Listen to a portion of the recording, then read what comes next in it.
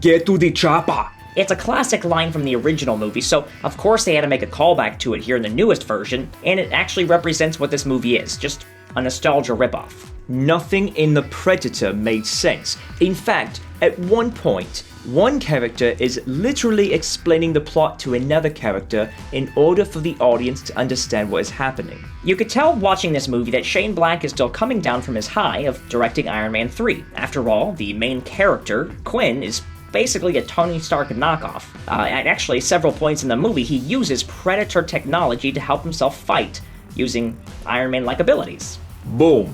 This movie starts off with a spaceship escaping another spaceship and then crash landing on Earth, and then there's even more action when Quinn finally finds the Predator. I mean, there's so much action in this movie, I almost couldn't handle it. The movie starts off great with Quinn in the woods as an army sniper when the Predator craft lands. There's a pretty good alien discovery sequence, and then everything goes off the rails. A character named, and I had to look this up because the movie was that confusing, Trigger, I don't know. Bad Sterling K. Brown arrives to steal the alien technology, and then most of the movie becomes him trying to cover everything up and eliminate the witnesses. Quinn is sent off to a mental institution. When he's on the bus, that's where he meets the main cast of these quirky characters that were just hilarious. I mean, I wanted the whole movie to be about them on the bus. You had Thomas Jane, Keegan-Michael Key, and Theon from Game of Thrones. Once the movie became all about this army alien conspiracy thing, I don't know, it just lost me. There's nothing entertaining about human versus human arguments.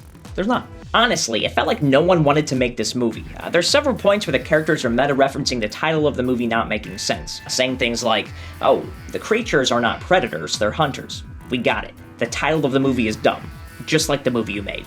Okay, yeah, so it was dumb, but hey, it was entertaining. You got choppers, guns, explosions, spaceships, predator vs. human fights. It was pretty awesome.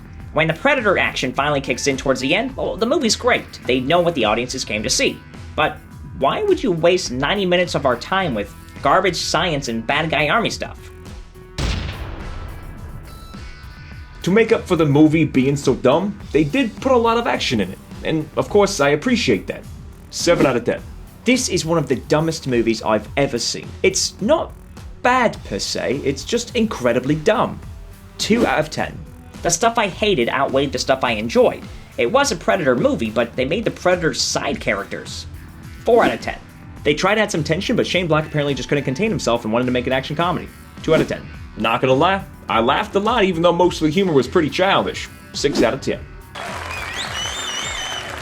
We here at Who's Review give The Predator the overall rating of Iron Predator. This movie really didn't have an identity. I couldn't tell if it wanted to be a sequel, a reboot of the franchise, or just a parody of the Predator universe. There were some pretty good action sequences, but the setups, they were just ridiculous. There was humor, but it was forced. There were predators, but they were ignored for most of the movie. It's like Shane Black just made Iron Man 4 and put enough predators in it to justify the title. There you have it, that's our review. What do you think? Are we way off, right on? Let us know in the comment section below and we'll check it out and respond. As always, if you want to stay up to date on all things Who's Review, make sure you like us on Facebook, follow us on Instagram, and most importantly of all, subscribe to our YouTube channel. We thank you guys for checking us out here at Who's Review, where everyone's a critic.